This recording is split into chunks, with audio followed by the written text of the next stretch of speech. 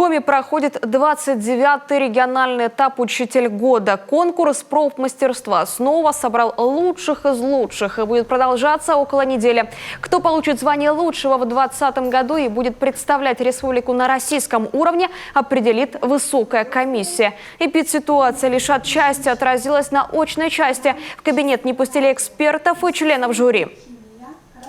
В классе присутствует только учитель, оператор и непосредственно обучающийся.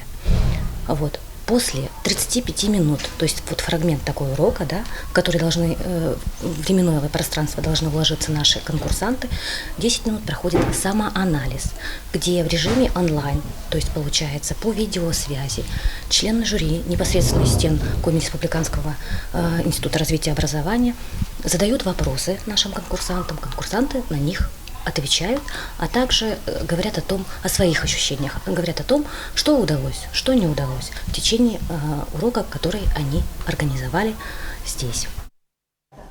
Учитель года – это всегда новые технологии и методики в педагогике. С каждым годом конкурс открывает новые интересные варианты преподавания. Например, учитель истории Вероника Александровна из поселка Приозерный представила на суд технологию веб-квестов. С помощью сервисов Google она погрузила девятиклассников в 19 век, в век научных открытий, где каждый мог стать ученым.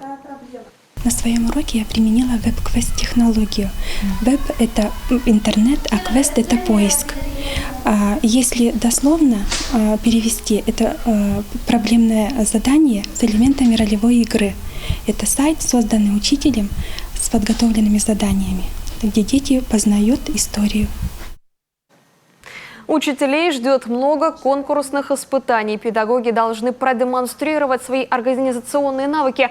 А в диалоге с министром предстоит раскрыть свой лидерский потенциал и в целом понимание стратегических направлений развития образования.